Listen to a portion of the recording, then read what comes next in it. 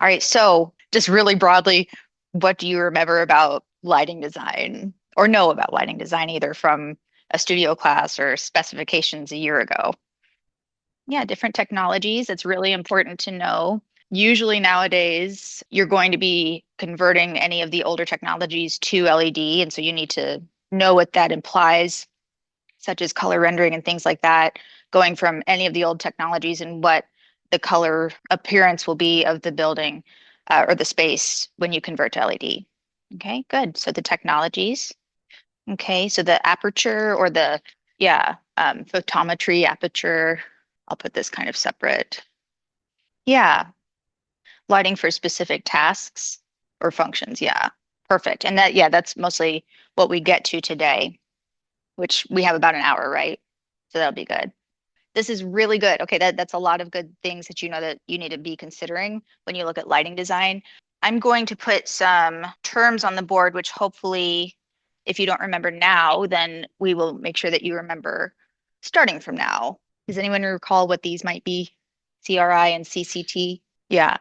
So this one is correlated color temperature. And does anyone remember what that means? Correlated color temperature. That's the color of white light. So most of the light that you're going to be dealing with is white light. And then as a designer, you need to make sure that you know which color of white light it is, what that implies for our own body systems and our health, and then what it does again to the colors in a space. This is the degrees of Kelvin. And typically the range is from 2700 Kelvin for the warmest up to 6000, almost bluish white, white. All right. Okay. And what about CRI? Has nothing to do with illumination. I mean, it has something to do with it, but no, not in the name. Okay. So this is color rendering index. Okay. So these are two really important ones that you want to be able to use the terminology for when you're talking about lighting to the electrical engineer, the architect, the electrician, the contractor.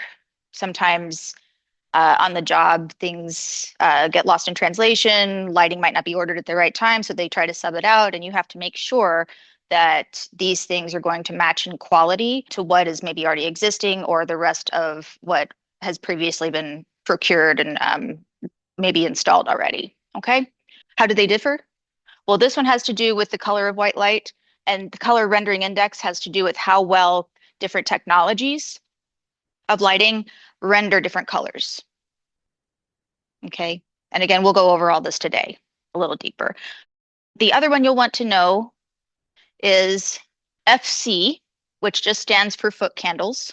And that's to do with the brightness of light once it hits a surface and bounces back.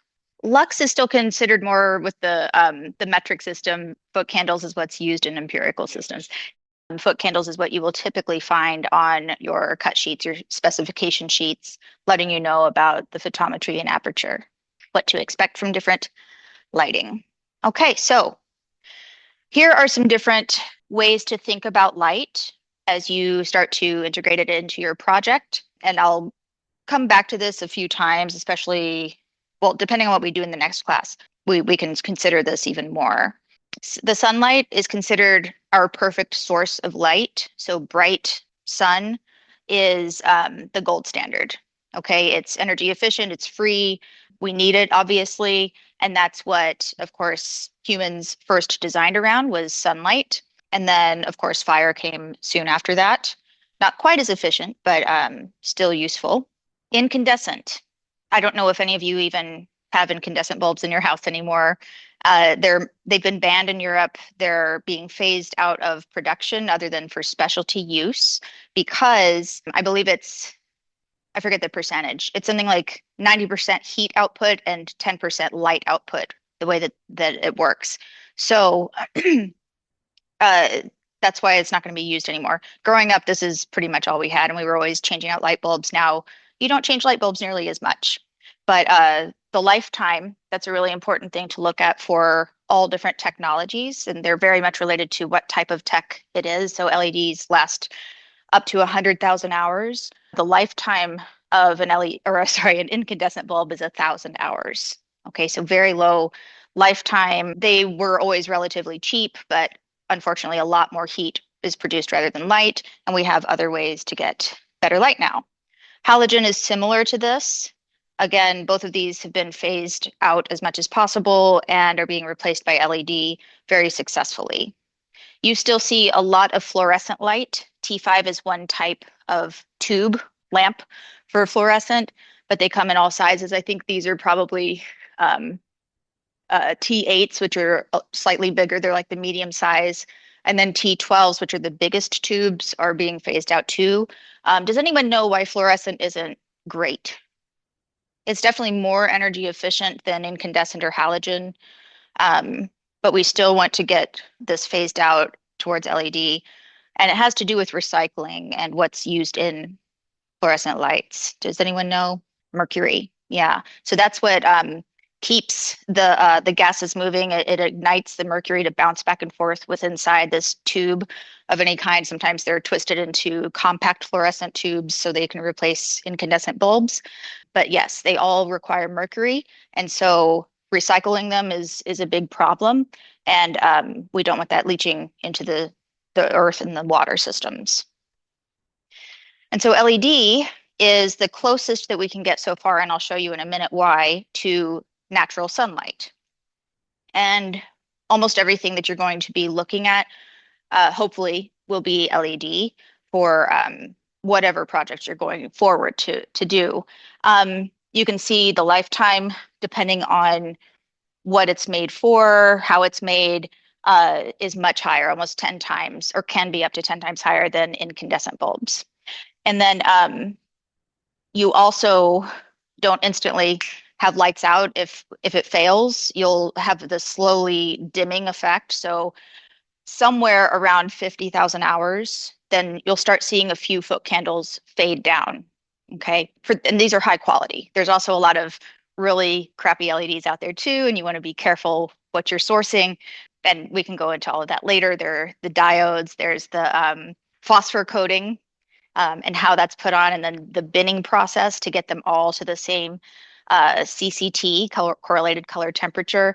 And all of that, depending on how it's done and the quality of the phosphor, the quality of the diodes can degrade over time, and you can start getting different CCT across a project if you don't know what you're doing. LEDs, if they're just on their own, are bright royal blue.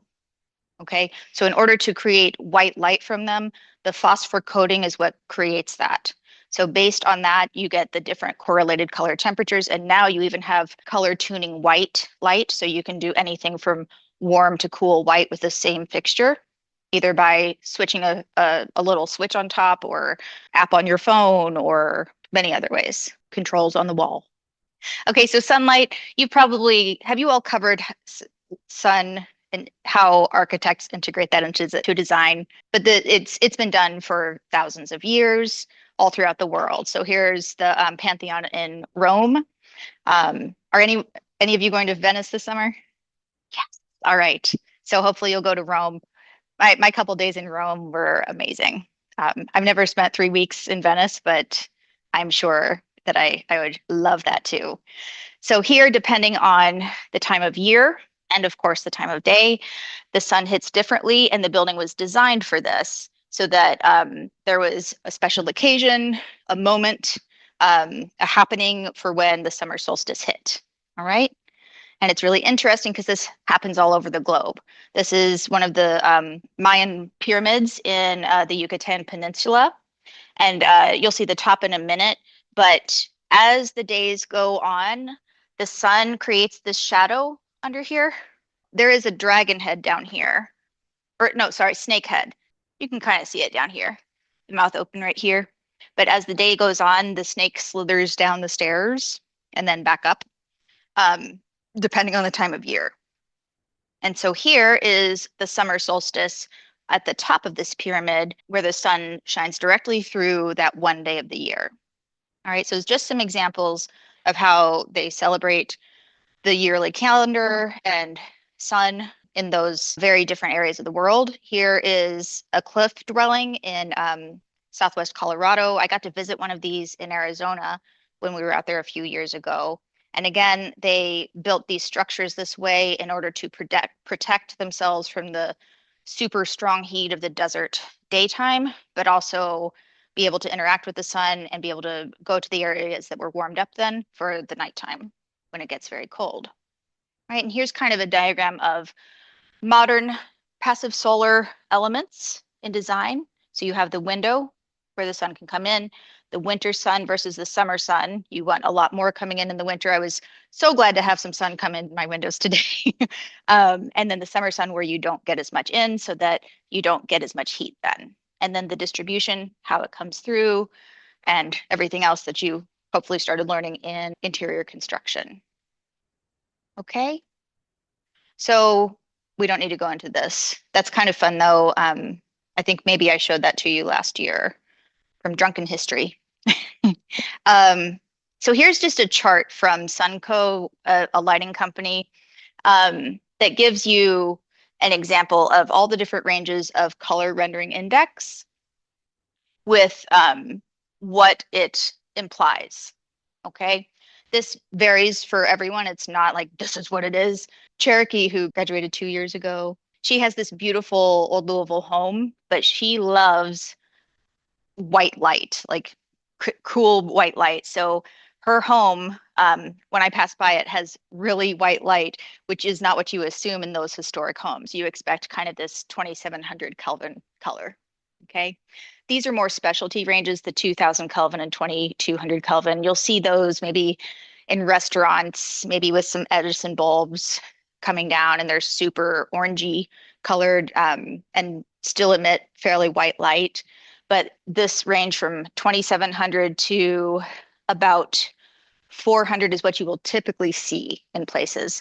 I think here we might have 5000 Kelvin in some hallways upstairs and possibly in our studios here with the strong lights. And if we took photometers directly under there, we have a lot of foot candles. It gets very bright in spots. So just you'll start being more aware of this. And then starting here, these tend to be what are used where you need high intensity, small task kind of stuff. Surgical suites and hospitals have somewhere in the 6,000 range typically and it's super brightly lit so they can see every detail of what's going on. All right, and that's more about LED and the future of it.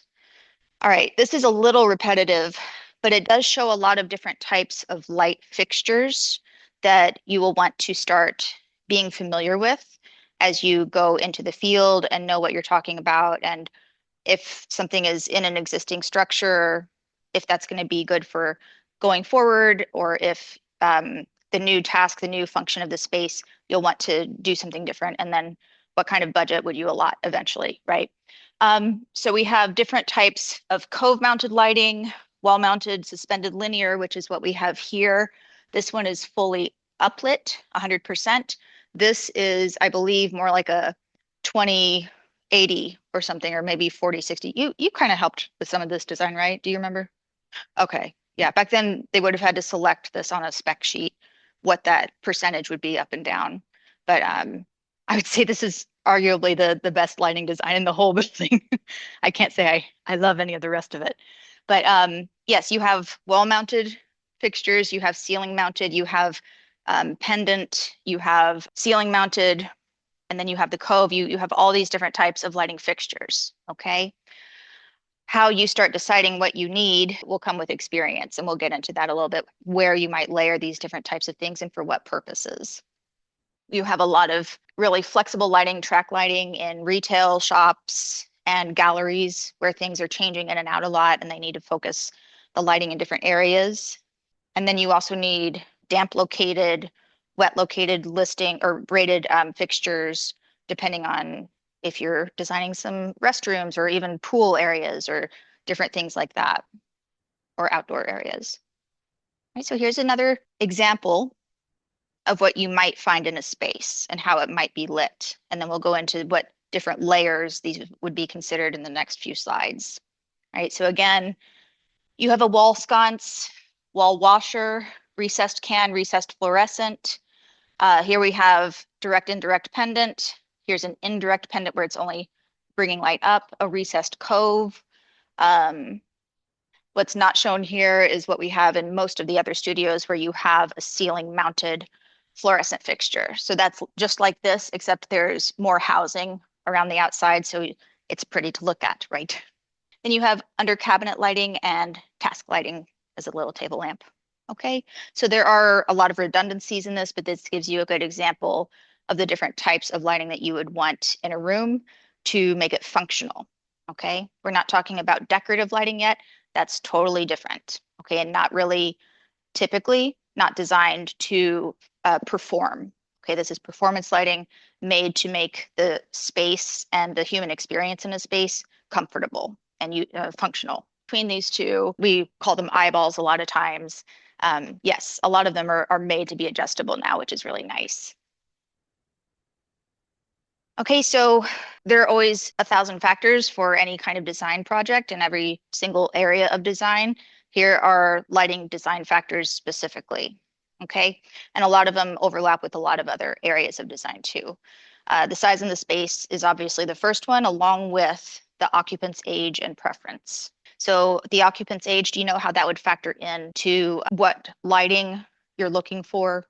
Yeah, so everyone's eyes, we can't, I'm getting there myself. I'm like, oh, I really do need to wear my glasses all the time, but I am starting to need a little more light too for that similar reasons. And then also preference. So how does lighting make you feel? And I hope that you start paying attention to this when you're in a space that really feels good to be in. Notice the lighting because it has a lot to do with that. All right, you can have the most beautifully designed space and the wrong lighting, and it just feels wrong. Okay. Ceiling height and shape, that's a huge one. A lot of times people get really excited with really tall, big, high ceilings, but then they don't know how to light for that, or lower ceilings, and then they don't take that into account, and you get either too much brightness, you get your decorative fixtures, people's heads banging into them, all sorts of things can happen. Color and finish of the walls is a big deal, especially if you go for darker, moodier colors, textures that maybe won't reflect the light the same way. All those things matter.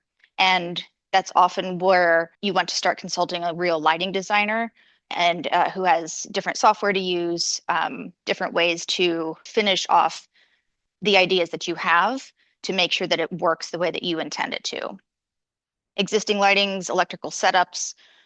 If you're in an existing space, you really never know what's behind the walls unless you happen to have the as-built drawings or something right at hand. But I can count on my hand the number of times I ever got to see anything like that. Points of interest. All right, so what are you trying to highlight in a space? It depends, yes. So if you are using these specification grade fixtures that have these options available, then yes. One thing that I always tried to advise, and this is before you had the switch on the top, which is not exactly the most convenient thing to be able to do. You know, if it is just a switch at the top to change these, it's semi-permanent, right? You don't want to be doing this all the time.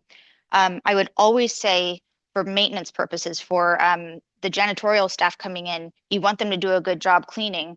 So you want to make sure that you're overlighting the space because number one, you need your cleaners to be able to see. And number two, eventually the LEDs are going to decline in their brightness. That's naturally what happens. And also dust can collect 1,000, fumes can get on it and have a film. So you want to over design your brightness and you can always dim it. Well, almost always dim it, not all dim. I've never seen it quite like that, but right, yeah, because the fixtures themselves are one of the biggest costs, especially for LED. You don't have the maintenance costs of changing out bulbs and maintenance plans. I mean, when you get to bigger buildings, they have a maintenance program where a company comes in and changes out all the fluorescent lamps at the same time, so they don't have, so they have the same color even if it changes. And ballasts too. That's kind of like an LED driver. So there's a ballast in there too. If you see flickering lights, the ballast is failing, and that's a different kind of maintenance program and yearly factor to look at. But no, I wouldn't say it would be kind of nice, and there are settings on controls like, oh, this is number 5 is for cleaners because that just turns everything on nice and bright, and then they turn it off when they leave versus daytime or nighttime. There are different ways of doing that with a control, but not necessarily the fixture. I think that is probably more expensive. There's IP65 rating and IP67 rating. I believe 65 is damp located listed, so that would be for like porches, things like that. 67 is for outdoor, where rain will definitely be getting on it, snow. And there's another one, I think, too, and that's for like underwater, being submerged like in a fountain or a pool. In an ideal world, I would have them all like that, because when you have lights outside, if you have covers on them or anything, then you always have the bugs that somehow crawl in from somewhere, no matter how tightly sealed they seem to be. But the fully gasketed, that's what they are, gasketed fixtures that have to be in the water, like those, I don't think could ever get a bug in them. That's like, I have so many bugs to get rid of in my, even in my indoor lights, unfortunately. Again, one of those thousand maintenance decisions you also have to consider when you're making your decisions. Okay, yeah, points of interest, traffic patterns. So, what different things do you need to light for people? Do you need to light things on the wall, on the floor, on the tables? There are going to be several different layers that you're going to be considering. Shadows and reflections. There can be really good shadows, really bad shadows. Reflections can be an interesting thing, but they are usually a source of blinding people. So you want to make sure, if you have a reflection, that you know that it's there, and that it's intended for your design. Daylight integration is very important. All we want to do sometimes is emulate the daylight at its best, right? But that's not always the easiest thing. It's much easier now because we have controls and we have color tuning white lights where we can actually mimic daylight, which is wonderful for our health. But you also want to be aware of where the brighter spots are for daytime, especially in sunny weather versus cloudy weather, all of that. All right, surface characteristics. I feel like that's, a little bit more of an afterthought with this, what these lights look like. None of them are super great looking. They're designed to be the most efficient at providing the right kind of light. I do think that with LED and what we can do now, Bill came on a trip to Automated Lifestyles with the sophomores and saw some of the newer LED stuff coming out. Yeah, oh, that, and actually shadows too. So they have some where you can put your hand right in front of the strip and you don't see any shadow. So that's really, I nerded out over that a bit. And may actually try to use that in my new space, because an architect didn't put my lighting cove in for me. So I was like, gonna have to figure something out there. Lighting controls. I can bore you to death with lighting controls. Where are the lighting controls for this room? I saw some of you look over there. Yes, that's where you flip the switch, and then there's this one here too. So that's actually a three-way circuit with two switches or dimmers, one of each. When we start looking at controls, though, there are occupancy sensors, daylight sensors. With occupancy sensors, there are ultrasonic sensors as well as infrared sensors. So, we couldn't necessarily use a movement sensor in here, most likely because, or at least if it were on the wall right there, which would be the most likely spot. Once you're in here working, like Christian was working in here the other day when I came in, if she were the only one working in here, the light would go off on her all the time because it's around the corner. It couldn't feel or sense her movement. So yes, we can get into that, and I can nerd out on that whenever you all start your actual lighting design. Lighting source, what the task is, eye geometry. We don't have time for all that today, but I think in your color theory, you did look at how humans perceive color and light. Okay, cones and rods, right? Economics, energy efficiency, I can bore you to death on that. I can give you good arguments for almost any LED technology and what funding sources there would be to upgrade a lighting system, and all of the environmental impacts, good ones that would make. Yeah, the psychological and physiological factors, we talked a little bit about that. There have been lots of studies in school systems where that's where they really started looking at the color tuning white. And when they would warm the light down to something like 27 Kelvin, it would calm the energy of the entire class of elementary kids. When they would turn it up to bright white light, 5,000 kids, right? Oh, okay, time to get our energy out. So yes, it really, really does affect us. And then electrical codes, documentation, specifications. I will definitely look at specifications with you all so that you can actually find appropriate lighting for your your project, yeah, we don't really need to look at electrical codes, maybe the ASHRAE light level document showing what foot candles you need in a space. Okay. All right, so here are the basic lighting layers. All right, almost every space will need something like this. Okay, so you have your general lighting, that's the overall illumination. That's going to be ideally as smooth as you can possibly get, so an even brightness throughout the whole space to whatever correlated color temperature you prefer and to whatever brightness of foot candles you prefer. Then there's task lighting, so what is going to happen in that space. Task lighting is tended to be more specific on something like a tabletop or whatever your work surfaces are. So we have some, it's a wall washer, but it's like a linear wall washer for the wall in that studio. Nice. It does a good job. Like I said, this is the best lighting design that you and Leslie, right? Did it? Nice. And then accent lighting. So what do you want to show off in the space? So this isn't like decorative lighting where you want the actual light to be the focal point. This is what you're saying around the room you need to light up. So we're no different than bugs when it comes to brightness of light. The brightest thing in the room is what our eyes are going to go to first and second and third. So you're controlling people's attention of what they see in the space. But these are standard ratios that are good to aim for.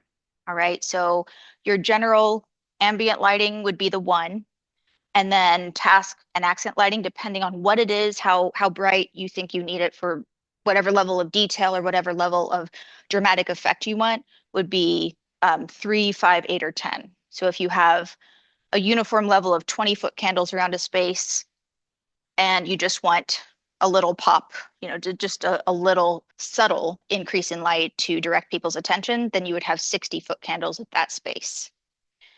And then you can go all the way up to 200-foot candles, which is what we have on some of the tabletops under our fluorescent troffers that are ceiling mounted. It's a lot.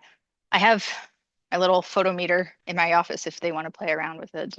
Wouldn't be bad to pass around with the way we have the lights on in here. And so in between these 3 layers of lighting, general, task, and accent, you can have many other levels too. You may have a primary and secondary, just like most design places, you have different task lighting because you have screen work and you have some sort of detailed print work or work that you need to put up on the wall and see in that direction. So there are hierarchies within these as well. All right, so here's an example of general ambient lighting. And I know you're not totally familiar with fixture types, but try to point out to me what the light sources are in the space. Absolutely counts. The windows count. Yeah, so they're fluorescent, or I think these were actually LED washers or troffers that we put in here. And I believe they look like 2x4s in the picture, but I'm pretty sure they were 2x2s. So this is a cafeteria space. You have window walls, you have some clerestory windows, and then you have just general illumination because this is just a space people come in and out of. It's not supposed to be super special, just bright and comfortable, okay? And easily cleanable regularly, okay?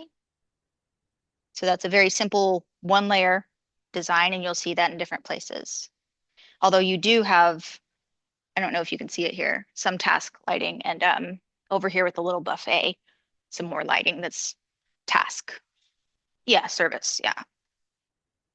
Right, and again, here you see more of the 2x2 troffers. You can't really tell, it's a different style, but it's a very standard uniform look for general lighting, okay, to get just very smooth, even lighting, which we do not have much of that in the building, okay?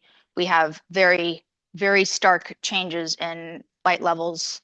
I think the studios, and maybe we did this a year ago, but I think that space is something like 60-foot candles, and this is if all the lights are on, to 200-foot candles.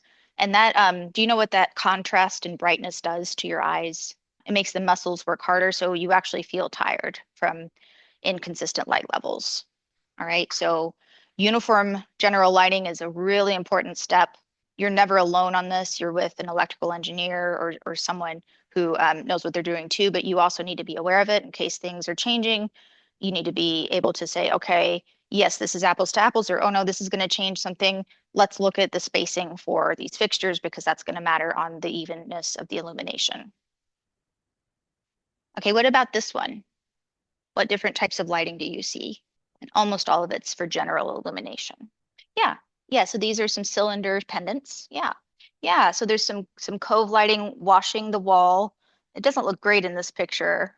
It's very bright at the top, and then maybe they wanted an ombre effect, I'm not sure. What else? Very good, yeah. So actually these and these are the same type of lighting fixture. Yeah, and you can see they're all at the same height pretty much. So you know that you're gonna get the same output. And then windows. And I think that's about it in there. Okay, and then here's another example of downlight. It's nice, but do you see any problem with it based on some finish choices? Yeah, yeah. So that's a really important thing to think about placement, whether it's rethinking the furniture so that we're not going to see those bright spots, which of course move a little bit wherever you move. So it wouldn't be perfect anyways, but either that or maybe a different floor finish would have been slightly better of a choice, although that's definitely a temporary area. So it's not a place where people will have a big effect by that indirect glare is what that is. And I should probably define that for you all. So there's direct glare, which is right when you're looking at a light source, because it's not there's nothing to protect your eyes. That's actually very popular right now. There are a lot of bare bulbs in lighting design, Edison bulbs that we talked about earlier in restaurants. But yeah, it's ideally not what you want to live with all the time. Yeah, and they're really high up or something, so they're just little twinkles instead of actual like producing light for you. So yeah, decorative, fine. And then indirect glare is where a surface is bouncing the light back up to where it bugs you. All right, so we are continuing with general lighting, but we're moving instead from the ceiling where most light is going to be coming down, or once in a while, pendant light in particular like this, you might have some uplight and some downlight. We're moving to the walls. So as you can see a little bit on this wall, but especially on that wall, we have a good amount of illumination on the wall, which is really important. Okay, so lights coming straight down onto a work surface is very comfortable for our eyes. But if you want a different feel of volume in a space, lighting the walls can be as important as anything else. All right. And there are two main ways you want to look at it. There's grazing, where you can get the texture of a wall. So if you have like a stone wall or brick wall or something that you want to bring out the texture, then that's a nice feature. And then you can also do something just with light where you can create scallops. And that can be good or bad too. There is a really important thing to know about that you don't want to do with lighting as well, and that's called the cave effect. So where you have your general illumination, where you have nice bright space here, and then much more than this, a sudden contrast to shadow. All right, so that really brings the room to feel more close and heavy and just kind of gloomy. All right, so again, kind of the psychological effect that lighting gives you in a space, and those little differences in your placement of lighting, or maybe you do the wall washers instead of downlights near the perimeter of the room will make a huge difference. And here's some examples, some good examples of scalloping on the top and grazing on the bottom. There's not much to graze, but at least it provides a fairly even illumination. So the aperture here is much narrower of a beam, especially with just the little round downlights. You really do want to think of this 3D cone that they make of light coming down. And so the center of the light is going to be the brightest, whatever it hits, and it's going to fade out to not being as bright, not as many foot candles as you go to the edge of the beam. And that's why, and this is really nice to see here, the overlap of the beam. This is really well done because the center of the next beam comes to the end of the cone of the first. Do you see how that relates in those parabolic arches? Bless you. And then because these are much more of a wide beam, you almost see more of a circle than a parabolic arch, and that's why it's more even. There's still a little cave effect here, but that was to light that center part of a wall. All right, here's some other examples of grazing textured walls and what a difference it makes versus not. This isn't my absolute favorite, but it is an interesting example. You have some light coming here on one side, as well as along the top here.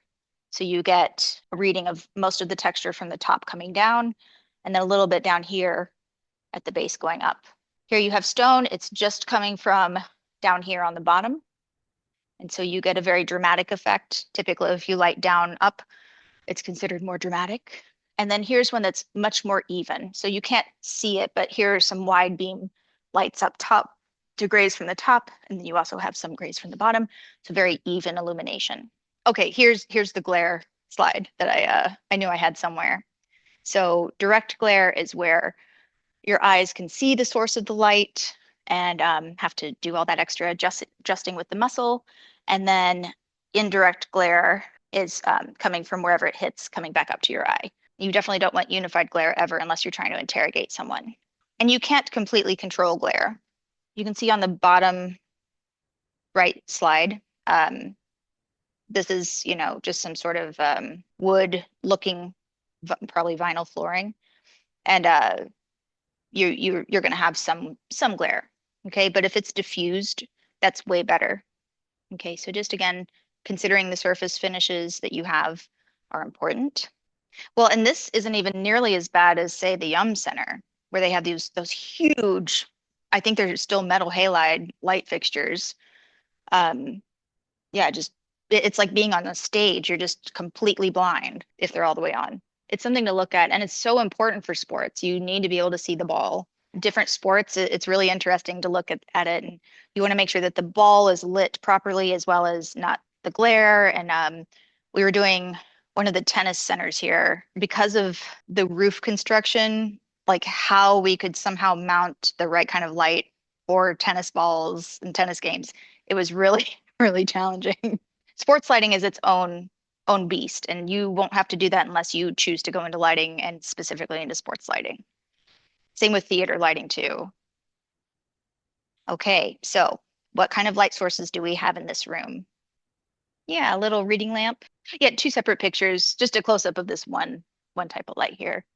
Well, linear sconce, but yeah, it is kind of it does the same thing as a cove light. Yeah. So I think it's really well done here, where it really just illuminates the whole ceiling with absolutely zero direct glare, indirect glare. So we have those two. We have our general illumination. We have a task light. And then what are these? They are in the wall. Yeah. So those are night lights, little illumination in a very cool way.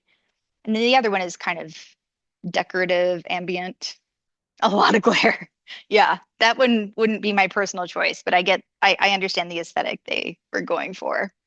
And there's a lot to enjoy there. Yes, as far as I know, that's its own light.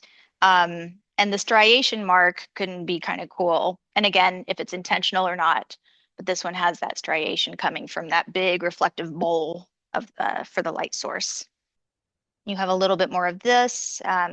Again, lighting designers were totally nerds for no glare and illuminating the space in a way that no one can tell.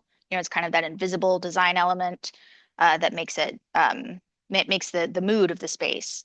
So here's a hallway that could look very different if there wasn't that kind of cove lighting above the ceiling mold. All right, so here's more wall washing and some square downlights in the ceiling. That's something that are very popular and appealing, but I do want to just caution you to always have an extra note in the specifications if those are specified, to make sure that they're installed very carefully because you will see them all over the place. I think the Speed has some here in town. And if they're not installed perfectly, precisely square, then you really notice. So just be aware of square downlights. Not showing where they are, but like in your spec book, in your documents that you're creating, whether it's going out to bid or just going to a contractor, and the subcontractor looks at it for the installation. And then your site visits too. You'll just have to stalk it at that point to know when they're doing it and be like, let's put a laser beam up here, make sure that they're nice and straight. Okay, so there are some application of linear LED strips. This is kind of what you were talking about. Yes, I'm just going to go through these because we will go into this in more detail another time. But there's so much more you can do with new LED fixtures. So I'm excited to see what you do for a hallway. And yes, you can integrate it into your FF&E very nicely. You can really do just about anything because now you can bend and curve them really easily and just get mudded into the drywall. It's really nice. Okay, going into task lighting. So just one more time, what do you see going on in this kitchen? And by the way, I didn't design this and I don't like it, but it's a good example of a few things. So all three of these types of lighting, the pendant and the track and the under cabinet, could all be considered task lighting, all right, because they're all lighting up different surfaces, or at least lighting in different ways. All right, so the pendant lighting with the Edison bulbs inside are lighting up the countertop, which is your eating surface or prep surface possibly too. The track lighting is helping light up the inside of the cabinets, if nothing else, and the microwave and the oven, as well as probably providing some illumination for the countertop, as well as that under cabinet light. Okay, yeah. What do you mean by contrasty? Some of it's very dark, some of it's very light. The contrasts of the finishes also make a huge difference there.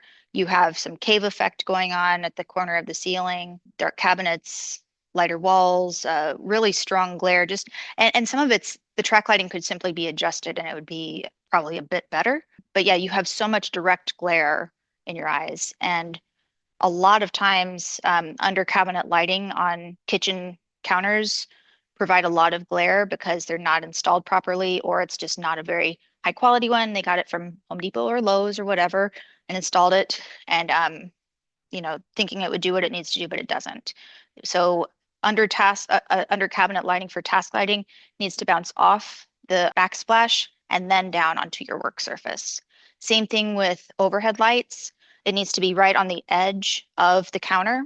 That way you're not having like that interrogation spotlight on top of your head when you're working, and you're also not getting direct glare from it being directly over the countertop. Yes, and I cannot tell you how many times I've had to tell an electrician that on the job. It needs to be right here. You need to move that hole to here. You need to move that hole to here. Yeah. And yes, what's another issue possibly with this? Not necessarily too cool, but Ryan? Right. And Ryan, your response is legitimate too, because it does come down to preference in these things. So yeah, too cool in the back definitely could be the case. But what Ryan said would be technically correct. There are two different colors of white light. Okay, the front is warmer with the Edison bulbs, and the back is yeah, very bright white for a residential space. And correlated color temperature goes into branding for companies. I think we talk about that because there's a lot of like retail design in my next set of slides because there's so many more examples of lighting application. But like the Apple Store, for instance, has its bright white light that's signature in all their stores. It's standard in their specifications for every single store. There are stores like Starbucks, which are much warm and more comfortable for most of us, that have a very specific color temperature for their lighting specifications.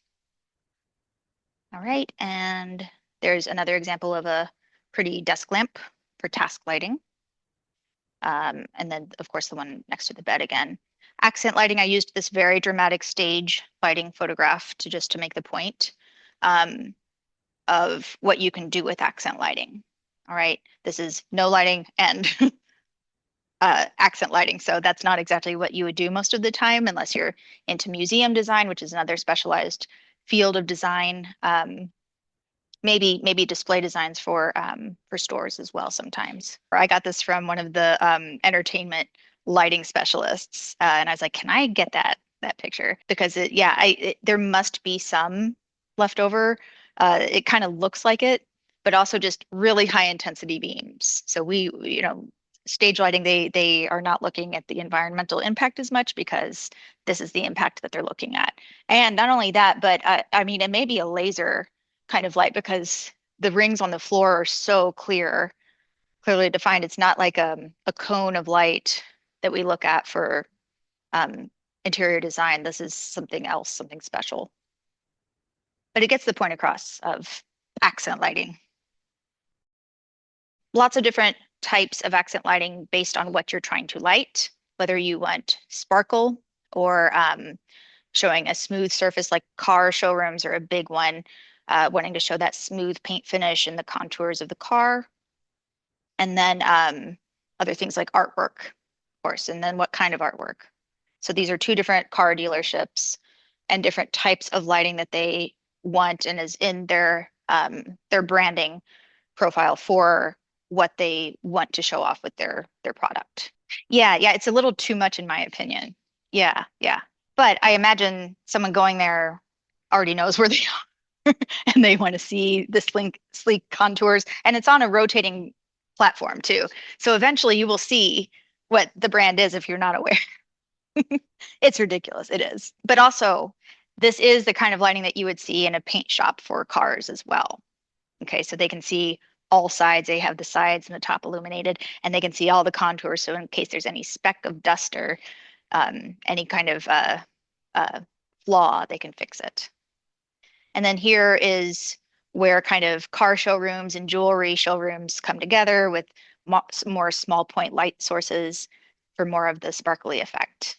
Okay, so you might, if you go car shopping, you'll see some of each. Okay, and there's psychology behind all the branding and different types of correlated color temperature and in retail design, and even down to color rendering index, which we haven't gotten to yet. Sometimes they want products to look cheaper because it makes us psychologically think that they are actually cheaper, that you're getting a bargain just by being there, when in fact they're the same price somewhere else with better lighting. So there's a lot to go into there. Swarovski, you can look at the one if we still have it in the mall, but they have very, very specific lighting design specifications for their brand. It is a color photograph, but yeah. Yes, but you can see here you have your general illumination, some on the ceiling, some around the edge of the floors, and then you have really brightly lit boxes for their displays. Okay, and there's small point light sources, some along the wall as well, which is this great mounting system for different displays to show off their very sparkly products. And this is why you want to show all the facets. So the smaller the light source, the better you're going to get all the facets for sparkle. And then I think this is where I should leave it today, is the basic lighting fixture types. So I showed you a whole smear of different types of fixtures, but really it comes down to these that light or illuminate your general space. Okay, you have the surface, which you see a lot of in this building because we have the concrete slab ceilings, pendant lightings like you have here, and also the single pendant, and often your decorative lighting is that way. Recessed is nice because it gives a cleaner look to the ceiling, but you can't do it in concrete. Well, you could. I mean, you could do anything, but it's very expensive. Track lighting, very adjustable, so that's great for specific needs like galleries and retail. Portable lighting and landscape, which is its own beast. So any questions? I know that was just a lot of information, not much to really apply, but hopefully get you thinking what you can do in your Mies van der Rohe space. So you will need a lot of indirect light. Usually, well, nowadays I should say, usually they're closer to 5,000 Kelvin. Yeah. You do get a little more color rendering, and because it's supposed to be this high energy situation usually, then they would go for that brighter or whiter white. Okay, cooler white. Not to the point of like surgical suites where you need all that extra detail for masses of things. Yeah. But yes, you do want really good color rendering, and you want that higher energy that you can get with the cooler whites. Teresa will tell you upstairs the light placement that they did in her office. There's one of those new super bright, cool lights right above her head. And we got up there and switched it down to the lowest, and it's still too bright. She wears a baseball hat and a hood or something every day because it's right on top of her at her desk. I was like, do you want to move your furniture, or like what? Can we turn it off all the way? I know, I was like, teachers put these up all the time in their rooms, but yeah. So it definitely can affect you, but it's more of a personal preference, case by case. So yeah, some doctors do have like a shield here that I've seen, but I'm not in there during the surgeries. Yeah. Although the worst I ever did was like a Purdue chicken processing place. Oh yes, I hope that's a start. And then Wednesday and we can talk. Then we can huh? Right, Thursday. Yeah, I'm on the Monday, Wednesday schedule this semester. I forget. Tuesday, Thursday happens too. And I will give this back to Bill. Bye, Summer. Hope I see you sometime.